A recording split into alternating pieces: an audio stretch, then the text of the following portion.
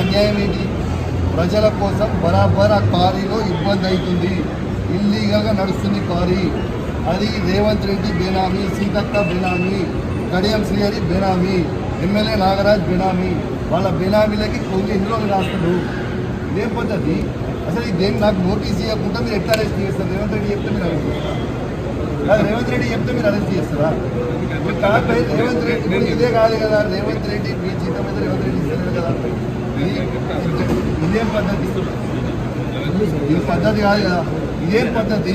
ఇది పద్ధతి కాదు కదా. ఇది పూర్తిగా అన్యాయం. రేవంత్ రెడ్డి గారు పెట్టుకున్న అక్రమ కేసు ఇది. కమలాపూర్ మండలంలో గుండే గ్రామంలో ఇల్లీగల్ మైన్ నడుస్తూ ఉంది. దీనికి ఆయన రేవంత్ రెడ్డి ఆధ్వర్యంలో సీతక్క, తర్వాత కడియం శ్రీహరి, ఎమ్మెల్యే నాగరాజ్ గారి బెనామీ.